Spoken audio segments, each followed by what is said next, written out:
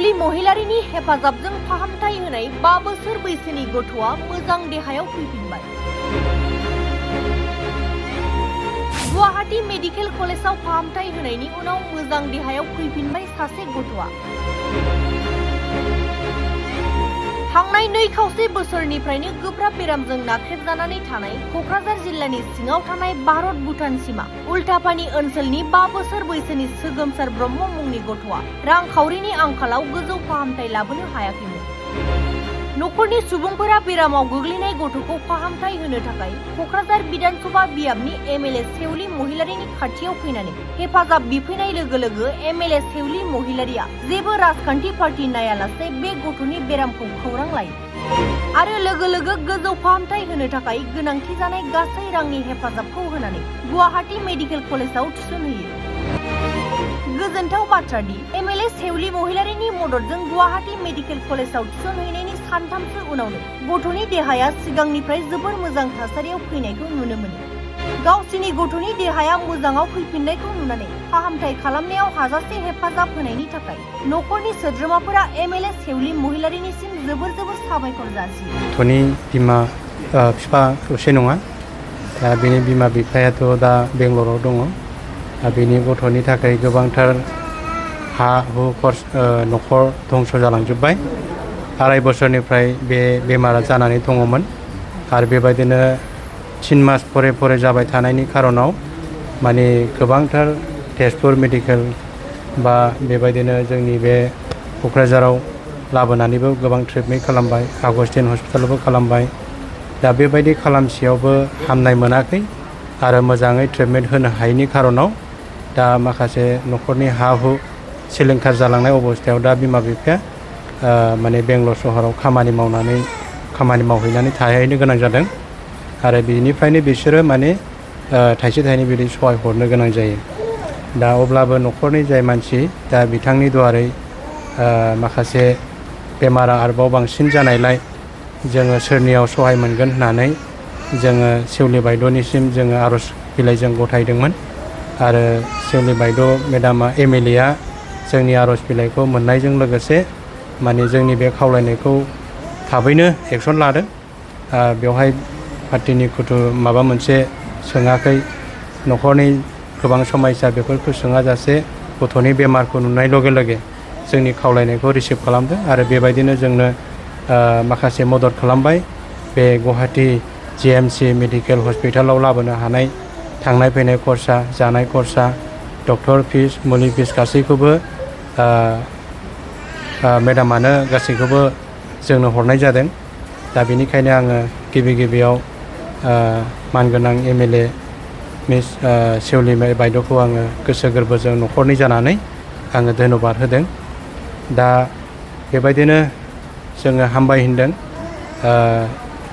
समस्याया दिनैहाय गोबांथारै जोंबाय जे थाबायनो हायै बा बेबायदि जानो हायै अबस्थायाव थानाय गथ'आ दिनै मोजाङाव फैबाय, दा मोजांथार साबसिनाव फैबाय।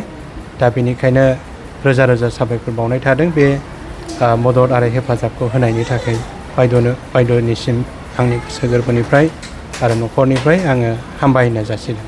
ओरैनो मा जाया? ओरैनो बिनि प्रब्लेमा जाबाय 2.5 बोसोरनि जानाय लोगो 2.5 बोसोरनिफ्राय बिनि किडनिक जाम आरो मोनसे लिभार स्टरेज मोनसे कन्ट्रल माने बेफोरो जाम जानायखाय माने बिनि उदैया माने हजम जानो रोङा, इनफेकसन जानानै खर' मोखां मेगन गासैबो बुथेजोबो, माने बल बायदि मोनसे माने मोदोमा बुख्रांजोबो आरो। ओमफ्राय दा बेखौहाय मेडिसिन सोयै फाहामनाय जायो, दै बख'नाय जायो, मोदोमनिफ्राय दै बख'नाय जायो आरो मोनसे टेब्लेट दङ, बेजों माने बे गथ'खौ जाहोयोब्ला माने हासुगारनाय बेबायदि मोनसे मेडिसिन दङ। नैबेबायदिजों माने कन्ट्रलाव दोनबोबाय थानाय जादोंमोन आरो। ओमफ्राय दा मोजाङाव फैबाय। दा अपारेसन नङाब्लाबो माने गोबांथार ट्रिटमेन्ट खालामबाय, ब्लाड टेस्ट 3 जाबाय, इउरिन टेस्ट जाबाय। दा बेफोरबायदि रिपर्टै दा एसेबां प्रब्लेम गैया होननानै बुंदों। जाफिनोबा लाबोफिन होननानै डक्टरा जोंनो मिथिहोदों। थांनाय फैनायनि खरसाखौ एमएलए सेवली महिलारि बिथाङा बानजोबदों। औ, बियो रोखा, मानो होनबा बायद'आ जोंनो फैनायनिफ्राय लानानै थांनायसिम आरो बेयाव थानाय जोङो साब्रै जोङो दा दङ न'खरनि साब्रै मानसि जोङो बेवहाय दङ सानथामनिफ्राय जोङो दङ बिनि जानाय आरो फैनाय आरो दा थांफिननाय खरसाखौबो जों खावलायगोन बायद'निसिम दा बे दिनैसिमनि जानाय खरसा गासैबो माने बायद'आनो खरसाखौ बानजोबना हरनाय जादों बेनि थाखायबो आङो धन्यबाद होदों माब्लासिमाव गलांगोन बायदि दा डक्टरनि होननाय बायदिबा माने माखासे दिनैनि लास्ट रिपर्टआ फैयोब्ला दा मोनासिमाव माने बे रिपर्टखौ लानानै डिसचार्ज माबायदि ट्रिटमेन्ट होगोन बेखौ जों मिथिनो मोननाय जागोन दा थांनांगौबा जों गाबोननि अखानायैथ' थांनो मोननो हागौ आरो गथ'नि मुङा मा आरो एड्रेसा गथ'नि मुङा जाहैबाय सोगोमसार बर' ओमफ्राय ब्रह्म लिरनाय जादों बेवहाय दा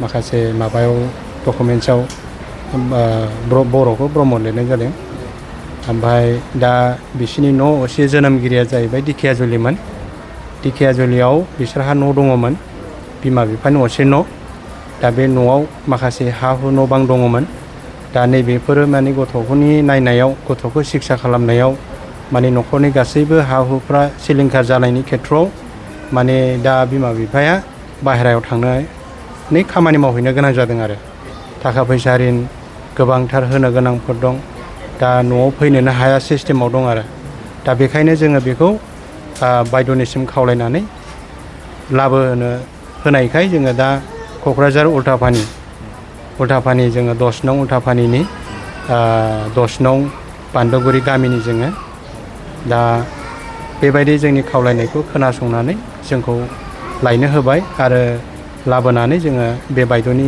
बिथोन बायदि जोङो नैबे GMC कलेज मेडिकेलाव जों लाबोनानै जों ट्रिटमेन्ट खालामगासिनो दङ आरो